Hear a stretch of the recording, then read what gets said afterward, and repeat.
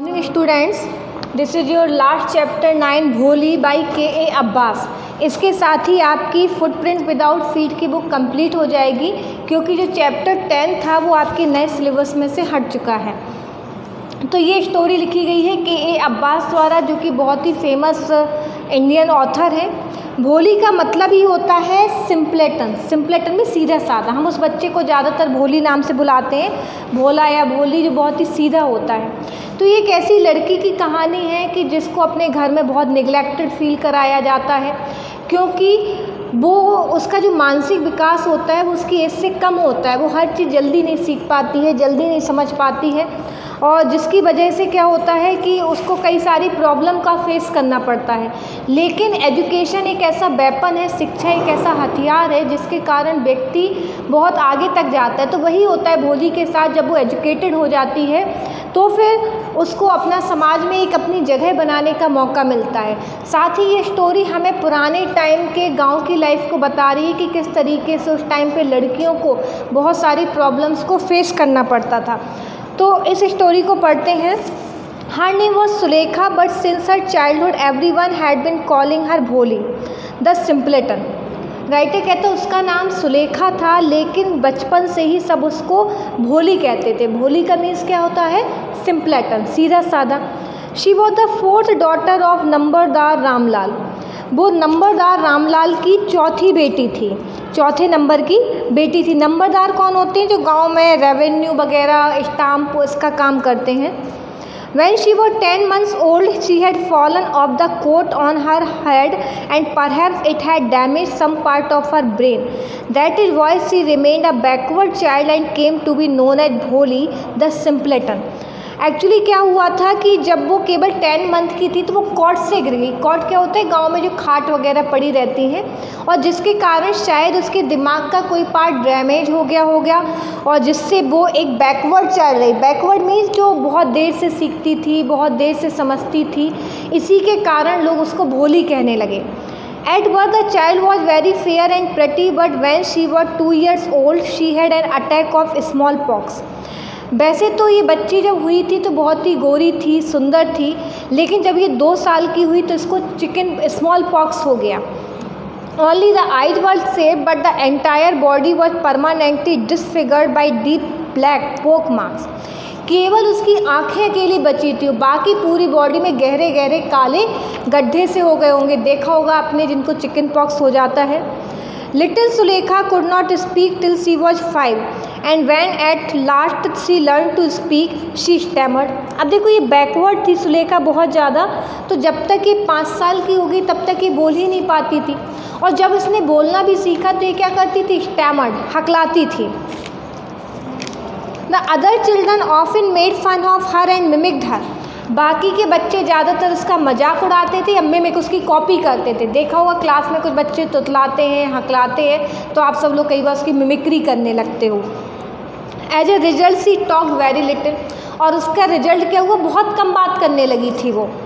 Ramlal had 7 children, 3 sons and 4 daughters, and the youngest of them was Bholi. Ramlal के 7 children थे, जिनमें 3 सन थे और 4 डॉटर थी, और उनमें सबसे छोटी भोली थी। It was a prosperous farmer's household and there was plenty to eat and drink. ये एक समृद्ध किसान का घर था जहाँ पर पर्याप्त रूप से खाने पीने का सामान था। All the children except भोली were healthy and strong. भोली को छोड़कर सारे बच्चे हेल्दी थे और स्ट्रॉन्ग थे। The sons had been sent to the city to study in schools and later in college. Later means बाद में। लेट क्या है? लेटर क्या है? Comparative of late. तो जैसे गांव में होता है ना, लड़कों को बाहर पढ़ने भेज देते हैं, तो लड़कों को शहर भेजा गया पढ़ने के लिए, बाद में कॉलेज भी भेजा गया। Of the daughters Radha the eldest had already been married, और लड़कियों में सबसे बड़ी जो लड़की थी राधा, वो पहले ही उसकी शादी हो गई थी। The second daughter Mangala's marriage had also been settled, और दूसरी बेटी जो मंगला थी उसकी भी शादी सेटल हो गई थी।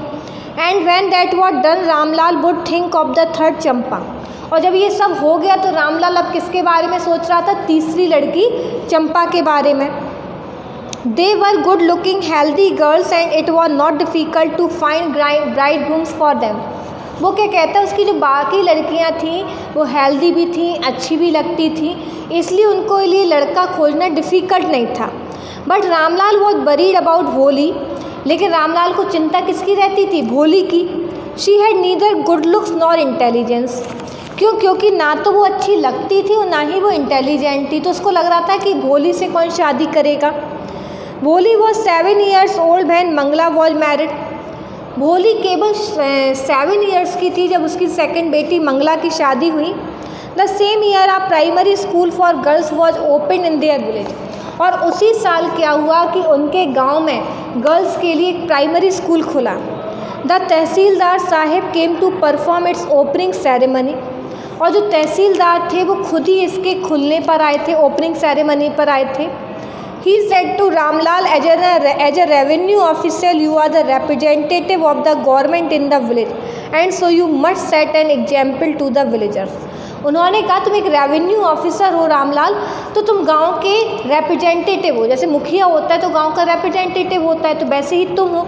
तो इसीलिए तुम्हें गांव वालों के सामने कोई एग्जाम्पल करना है, अच्छा एग्जाम्पल रखना है। अभी भी क्या होता है, समाज के उच्च वर्ग के लोग मान लो सम्मेलन में शादी करने लगते तो लोग कहते हैं एग्जाम्पल है, तो उनसे कहा जाता है कि कोई भी काम करने के लिए वो आगे बढ़े। You must send your daughters to school. तो तहसीलदार रामलाल से कहते हैं कि तुम अपनी बेटियों को स्कूल भेजो पढ़ने को। That night when Ramlal consulted his wife she cried, are you crazy? If girls go to school who will marry them.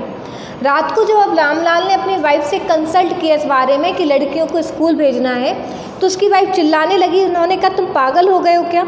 अगर लड़कियां स्कूल जाएंगी तो उनसे शादी कौन करेगा? देखो ये पहले का पुरानी कितनी कंजर्वेटिव सोच थी कि पहले पढ़ी लिखी लड़की के लिए लड़का नहीं मिलता था। जैसे आजकल अनपढ़ लड़की के लिए लड़का मिलना टफ है, वैसे ही पहले पढ़ी लिखी लड़की के लिए लड़का मिलना टफ था।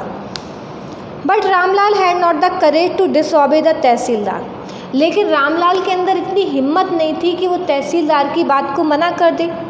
Eight last his wife said, I will tell you what to do. अंत में उसकी वाइफ ने कहा कि मैं तुम्हें बताऊंगी क्या करना है। सेंड भोली टू स्कूल। ऐसा करो, हम किसको भेज देंगे स्कूल? भोली को। As it is there is little chance of her getting married with her ugly face and lack of sense. उसका कारण क्या है? क्योंकि भोली का फेस अगली है, सेंस नहीं है, इसलिए उसकी शादी होने के चांस तो कम है, तो स्कूल ही भेज दो।